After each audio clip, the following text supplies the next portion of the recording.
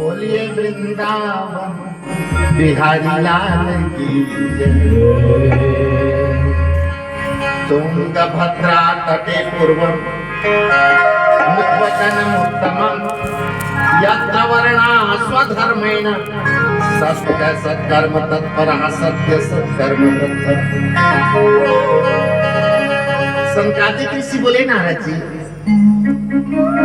तुंगभद्रा नदी के तट पर एक उत्तम नामनगर है और उस उत्तम नामनगर में एक आत्मदेव नाम करके ब्राह्मण निवास है। पत्नी की नाम थी धुंधली। आत्मदेव अर्थात जिसका आत्मा देवत्व स्वरूप को प्राप्त कर लिया है उसी का नाम है आत्मा।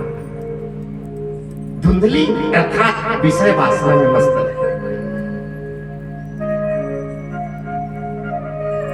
धुंधली अर्थात हम लोग कहते हैं धुंधला है, साफ दिखाई नहीं दे रहा है बोले वृंदावन है। जहां कोई बात साफ साफ दिखाई ना देना समझ लो वही धुंधली है बोले वृंदावन है।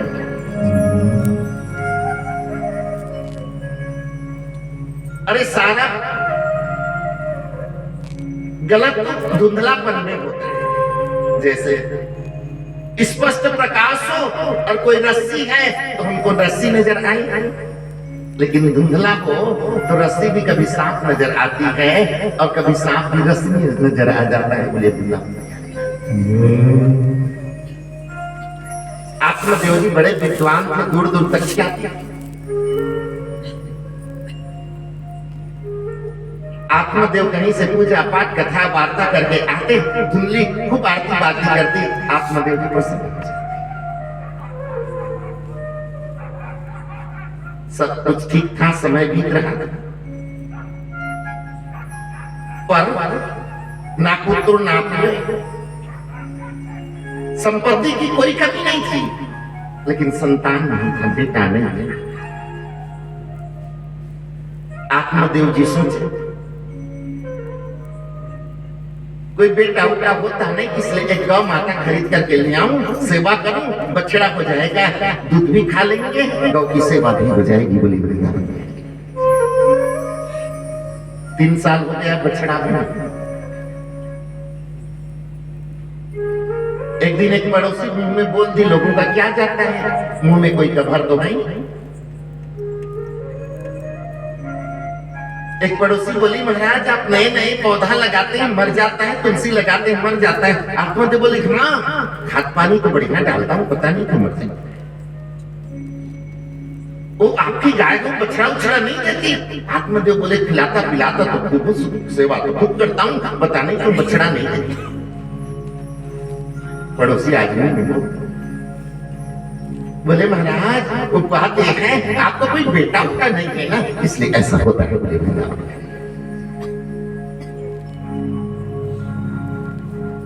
आत्मदेव जी को बात छूट गई।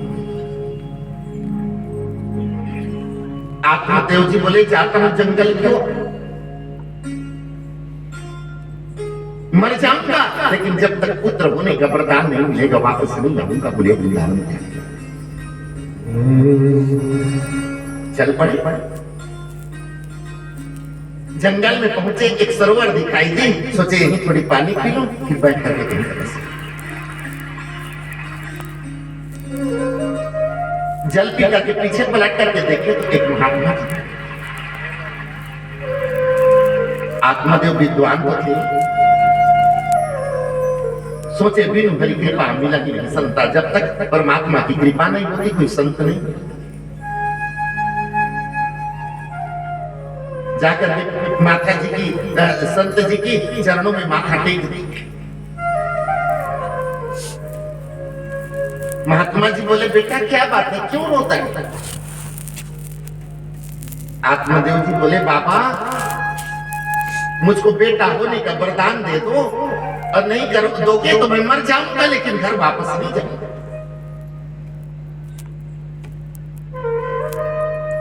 महात्मा जी ऐसे देखे मसला और बोले, ब्राह्मण देवता ये तेरे मस्तक की रेखा है ना,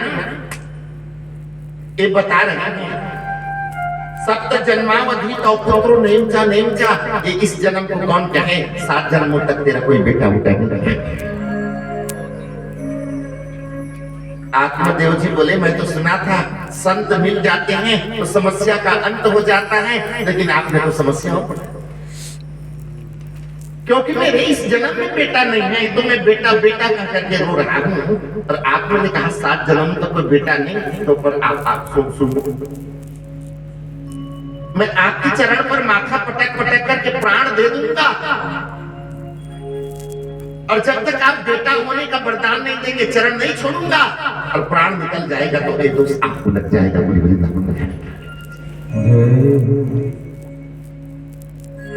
अब आत्मदेव जी महात्मा जी के चरणों में माथा पटकने तो संत दया दया आया, बोले ब्राह्मण देवता मर जाएगा तो क्या फायदा है, एक फल निकाले और बोले ब्राह्मण देवता रो मत, माथा मत पकड़, मत मत मर तू, ले एक फल ले जाकर के पत्नी को खिला देना, तेरा बेटा आप करेंगे। अभी अभी महात्मा जी बोल रहे थे तेरा 7 जन्म तक कोई बेटा उठा नहीं है, तो फल खिलाने से कैसे बेटा। तो एक बात अपनी हृदय की डायरी पर नोट कर,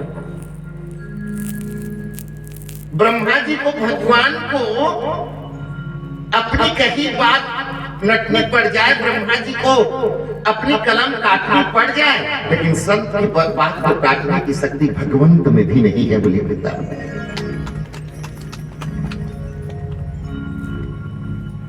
आत्मदेव करेगा पहले करेगा, और पत्नी से बोले इस फल को खा लो, धुंधी बोली हाँ हाँ अलमारी पर रख दीजिए, मैं बढ़िया शुद्ध स्नान करके खा लूंगी। पर धुंधली फल को नहीं, अलमारी में, पर चिंतित रहती थी पतिदेव पूछेंगे फल खा ली तो क्या जवाब दूंगा। एक दिन पड़ोसी पूछी बहन तो चिंतित क्यों रहती है, हमेशा तो हंसती रहती, चलती कूदती रहती थी, लेकिन कुछ दिनों से बड़ी चिंतित नजर आती है, क्या बात है। धुंधली बोली बहन क्या है, मेरे पति देव को बुढ़ापा में बेटा चाहिए,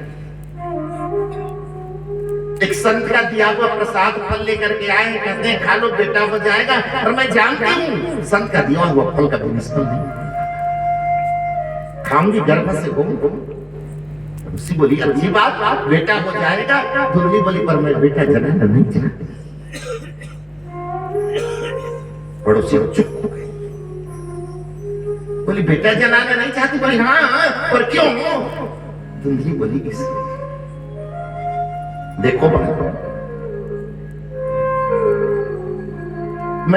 फल खाऊंगी गर्भ से होऊंगी, और गर्भ से हो जाऊंगी ना तो भोजन की रुचि चली जाएगी। बोलिए पिता और भोजन की रुचि चली जाएगी, खाऊंगी पीऊंगी नहीं तो शरीर दुबली पतली, और शरीर दुबली पतली हो जाएगी तो गृहम कार्यम कथम होवे, घर का काम काज कौन करेगा।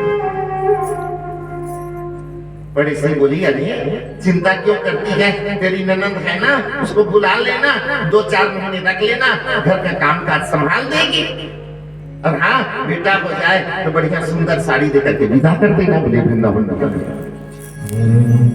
धुंधली बोली अरे बहन कहाँ की बात करती है, मेरी ननद है ना बड़ी चुट्टी है। बोले वृंदावन घर पर भूल से बुला ली तो मेरे सारी संपत्ति को तो बर्बाद कर देगी। और सुन किसी तरह इसको सहन कर ली तो पेट तो बड़ी बड़ी, अब पेट बड़ी हो जाएगी तो मैं तो दौड़ भाग नहीं कर पाऊंगी ना। पड़ोसी बोली तुमको कौन सी लंबी कूद में भाग लेनी है।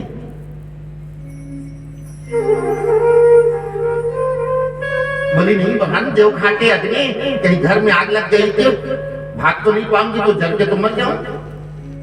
अब सुन मैं सुनी किसी तरह से इसको झेल ले। तो प्रसूति पीड़ा बड़ी दुखदाई रही। अब बेटा हो भी गया तो लाल ने पालने दुखम, लालन पालन बड़ी कठिन है, इसलिए मैं बेटा जनाना नहीं चाहती, बोली वृंदावन। पड़ोसी बोली तेरी मर्जी। इतने में धुंधली की बहन आई।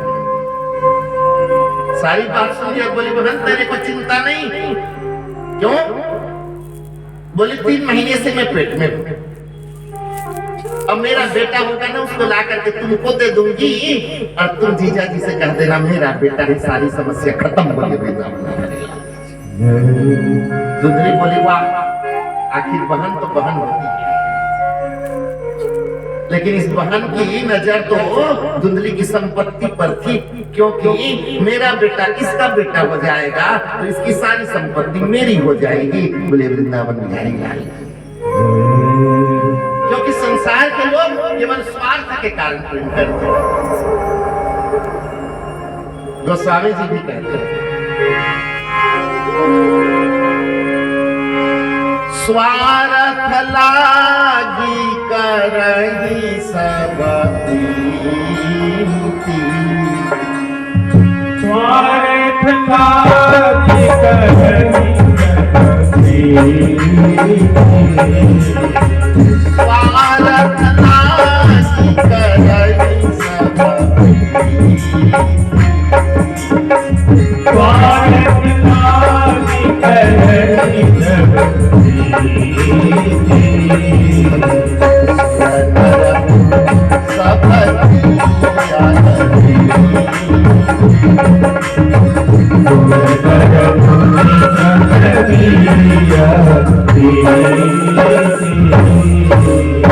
संसार में केवल स्वार्थ के कारण करता है।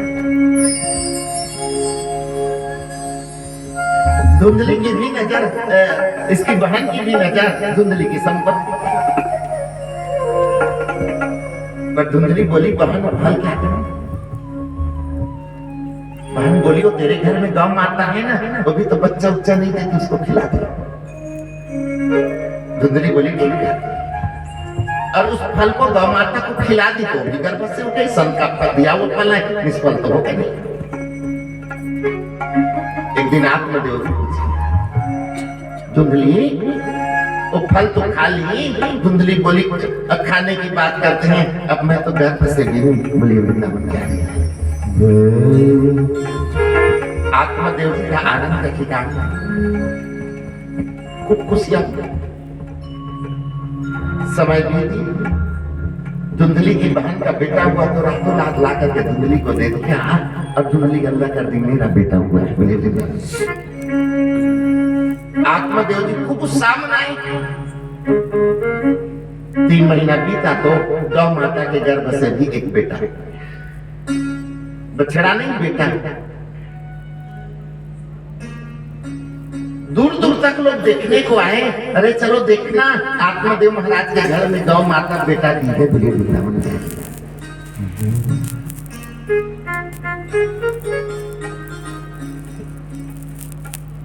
समय बीती, नामकरण का समय। धुंधली बोली सुनिए जी, एक गौ माता के गर्भ से जन्म हुआ है ना, उसका नाम कुछ भी रखना, लेकिन मेरा जो बेटा है ना, उसका नाम सुन के लोग जान जाएंगे धुंधली का बेटा है, ऐसा नाम रखना। बोले वृंदावन। आत्मदेव बोले तुम्हारी नाम धुंधली और तुम्हारे बेटा का नाम धुंधकारी। हाँ, एक गौ के गर्भ से जो जन्म लिया है ना, सारा शरीर मानव का है, लेकिन केवल कान गौ जैसा है, इसलिए इसका नाम गो कर्ण। बोले वृंदावन। नामकरण समय बीती, लेकिन दोनों का कार्य ठीक उल्टा हुआ। धुंधकारी पंडितों ज्ञानी, धुंधकारी पढ़ लिख करके गोकर्ण नहीं तो बड़े पंडित क्या लिखेंगे,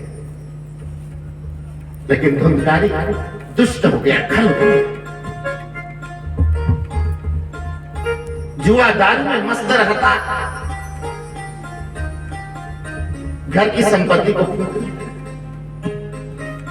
पैसा आकर के मांगता, आत्मदेव मना करते तो धुंधली कहती दे दो ना, हमारा एक ही तो बेटा है, नहीं खर्चा करेगा तो कौन करेगा। अरे एक बात कहूँ ना, बेटा केवल एक हो ना तो बिगड़ने का चांस ज्यादा बढ़ जाता है। माँ कुछ कहे तो पिताजी सलाह देते हैं, और पिताजी कुछ कहे तो माँ सलाह देती है। बोले वृंदावन और बिगड़ने का लक्षण देखे, पहले कांच की गोली के लिए, फिर ताश खेलना शुरू करे, और धीरे धीरे जुआ शुरू हो जाए। और जुआ खेलेगा तो निश्चित है कि हारेगा, और हारेगा तो टेंशन होगा, तो पीना भी शुरू हो जाएगा। बोले वृंदावन, ये बिगड़ने के एक एक लक्षण है। अगर ध्यान देना, हमारे भी लड़के में ये लक्षण दिखाई देना तो समझ लेना हमारा लड़का बिगड़ चुका है। लेकिन क्या करें, माँ बाप के आंख पर तो ममता की ऐसी पट्टी बंधी रहती है, अपना बेटा कितना भी गलत करता है माँ बाप कहते हमार दो इसने नहीं होएगा तो हदीस ने कर दिसते कर बरे। बोलिए वृंदावन बिहारी। एक बात आप कहूं, बेटे के संग को देख करके रंग पहचान लेते, हमको वही आदमी अच्छा लगेगा जैसा हमारा कर्म है। गंजेड़ी को गंजेड़ी अच्छा लगेगा, दरभा को दरभा अच्छा लगेगा, सत्संगी को सत्संगी अच्छा लगेगा, जैसे बताए सब अच्छा लगता है। बोले वृंदावन बिहारी। सारी संपत्ति को धुनकारी। एक दिन आत्मदेव जी से बोला पिताजी वो गड़ा हुआ धन कहाँ है, दे ना। आत्मदेव रोने लगे, बेटा सारा संपत्ति तो तुमने फूंक दिया, अब कहीं पर तो गड़ा धन है ही नहीं, क्या था? तो धुंधकारी डंडा मारना शुरू कर दिया। ये देखो आत्मदेव रोने बोले जाता हूं मैं जंगल की ओर, आत्महत्या कर लूंगा। अब सोचना, पहले आत्मदेव जंगल की ओर मरने क्यों जा रहे थे? इसलिए कि बेटा नहीं। अब क्यों मरने जा रहे हैं? इसलिए कि बेटा नहीं। पहले बेटा नहीं था इसलिए मरने जा रहे थे, अब बेटा है इसलिए मरने जा रहे हैं। आदमी कहां सुखी है बताओ, बेटा है तो अब नहीं है। मेरे संत तो कहते हैं बेटा हो गया अच्छी बात, नहीं हुई तो और अच्छी बात। बोले वृंदावन बिहारी। क्यों मालूम? बेटा नहीं हुआ तो मेरे गोविंद को बेटा बना,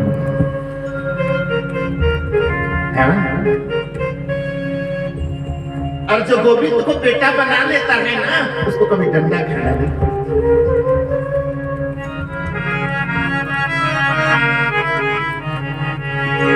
तुलसी का बहु न बिगड़त सुने, तुलसी का बहु न बिगड़त सुने, रामचंद्र के दास रामचंद्र के।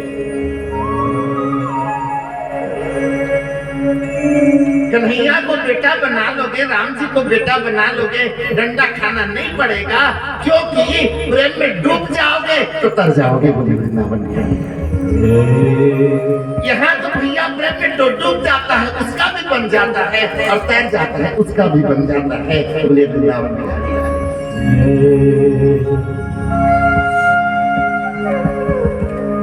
आत्मदेव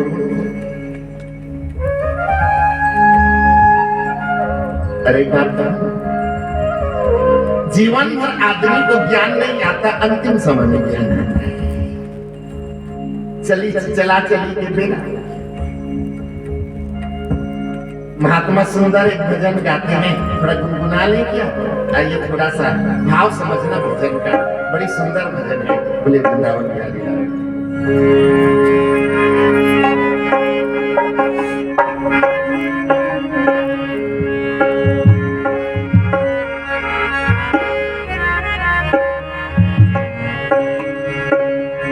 जीवन खत्म हुआ तो जीवन खत्म हुआ तो जीने का ढंग आया, जीने का ढंग आया, जीवन खत्म हुआ